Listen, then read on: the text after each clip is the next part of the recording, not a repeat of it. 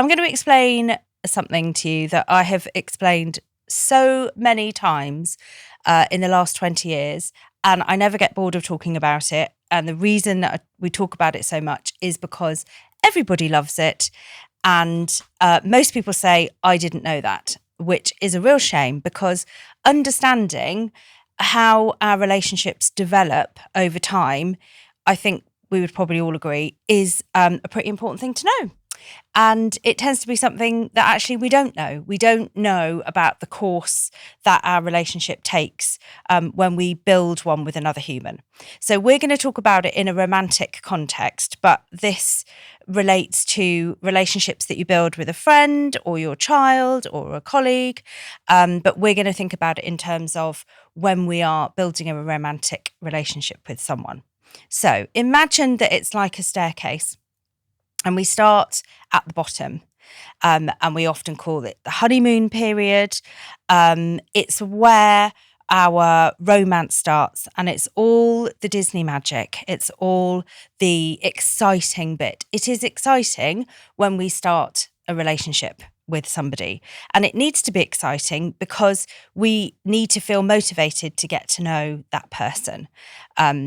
So what happens, imagine that it's a little bit like if you had a shop. If you had a shop, you are going to put all the best things in the window because you want someone to come into the shop, right? You're luring them in. So that's what we're doing when we're in the beginning of a relationship with someone. We are being the best version of ourselves. We're being funny and engaging and entertaining, and we're being kind and thoughtful, and we're shaving our legs, and we're wearing our best underwear, and we're putting our nice clothes on. We are trying to make ourselves that shop window to the other person. Come on in. How could you resist me? Aren't I gorgeous? We have to do that because otherwise they're going to keep walking down the high street and go past. So we are presenting the best version of ourselves. The other person is obviously doing exactly the same. So no wonder it's so marvellously wonderful, because we're being spectacularly gorgeous, we're being attractive and alluring. We are showing the best version of ourselves to the other person. We're hiding everything else. So that's what happens when we go to a shop, isn't it? We see all the lovely things in the window and think, oh my God, it's full of stuff I love. I'm going in. And we walk into the shop, and it doesn't take us long to realise all the best things are in fact in the window. And it's awkward because now we're in the shop and we realise there's a lot of tat. There's a big old sale corner, but it's awkward because we're in here now. So we wander around a little bit and we do a little sort of awkward, meek smile at the person sat behind the counter, and we go, thanks very much then, bye. And we're off back on the high street because we've realised actually the rest of it was crap. It was only the stuff in the window that we liked. That's often what happens in relationships. When that first flurry, when that first exciting bit starts to, we sort of pull the curtain back and we realise, oh, actually, they don't always shave their legs. They don't always wear matching underwear. They're not always that funny. Actually, they're quite moody. And we reveal our sale corner. So the reality of who we really are, because we can't keep it up. We can't be that sparkly shop front all the time. So we have to decide then, actually, do I like this person's sale corner? Can I live with it? Is what's in the window attractive enough that I'm happy to also settle for the sale corner? So if we're young, we often go, nah, no thanks. I've still got great skin.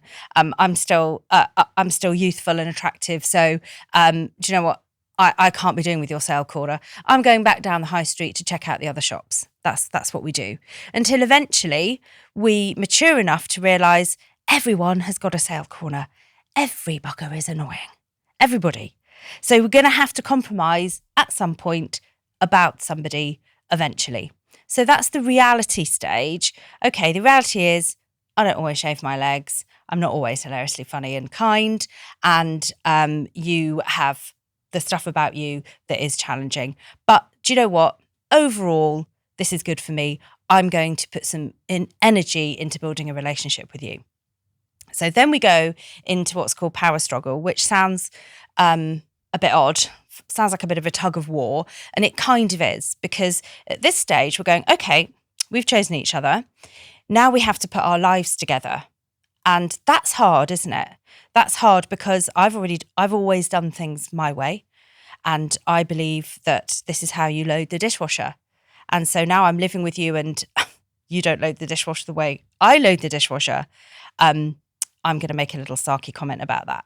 Those little things aren't deal breakers for our relationship on their own. But if you start to add up all those little things where it requires compromise, it can start to become imbalanced. So if we feel like I'm always compromising and I'm making allowances for this other person's sort of needs and the way they do things, that actually doesn't really suit me. So if I feel like I'm doing 80% compromise and they're only doing 20, eventually that resentment it becomes a problem.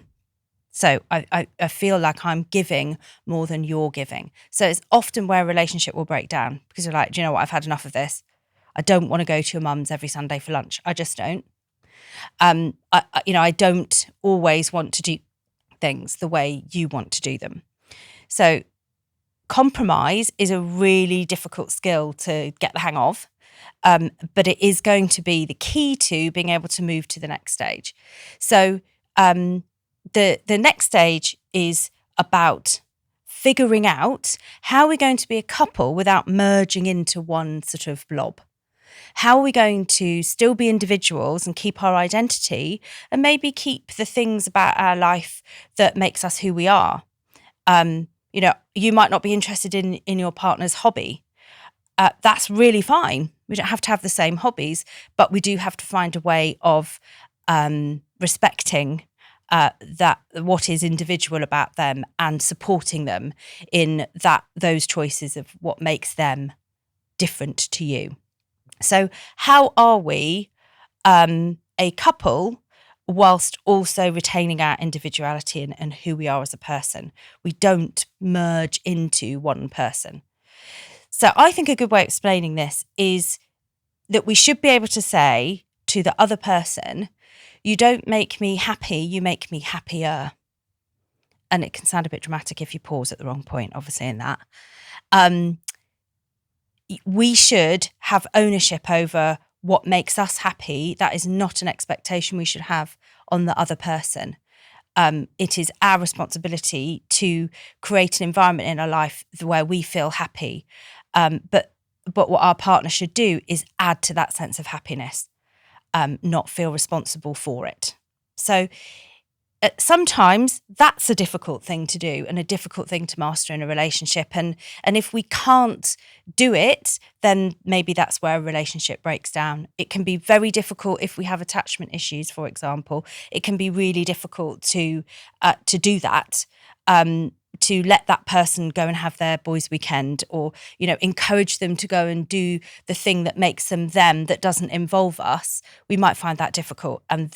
So sometimes, when a friend says, I split up with them because they were too needy, it feels like a really, I think, harsh thing to say about someone. But sometimes that is how it feels. It feels like that person needs us too much and it's too intense. And so we don't thrive in that relationship, and recognizing that is important for us to be able to say, do you know what, this relationship doesn't work for me.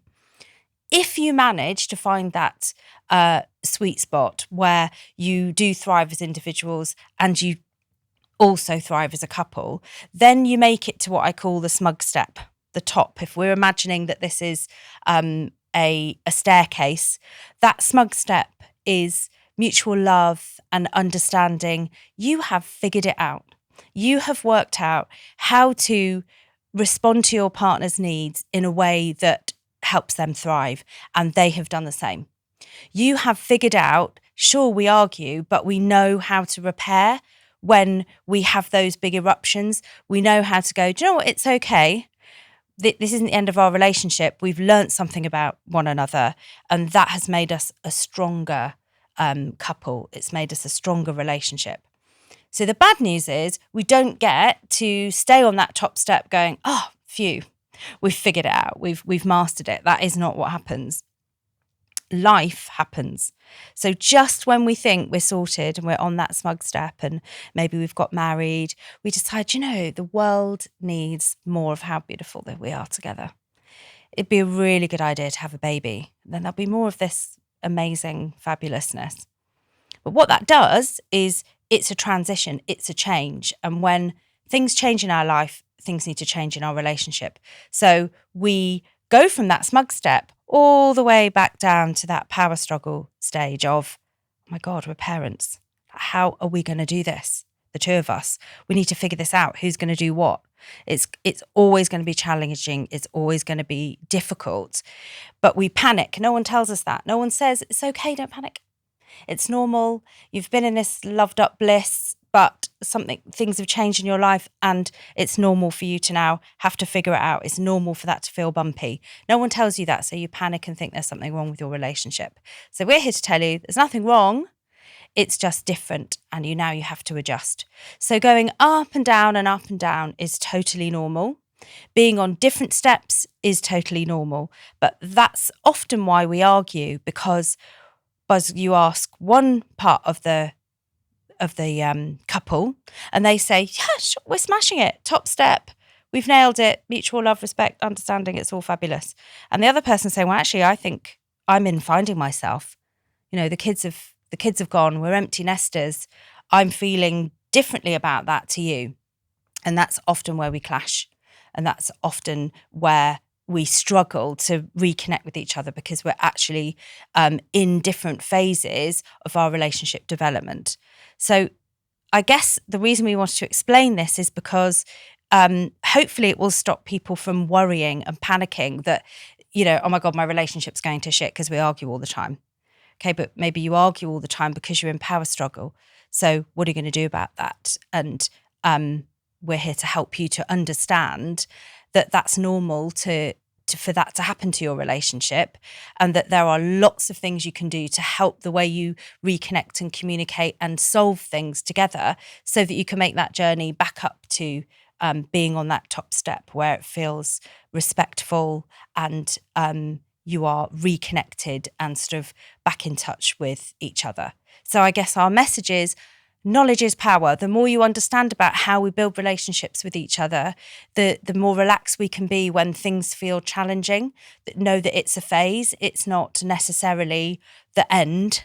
It's a different time in your life and it's a different time in your relationship.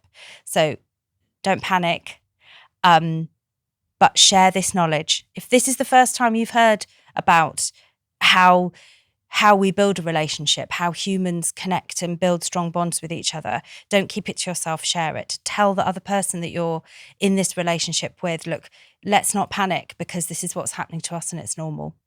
So don't freak out, I think, is the biggest message.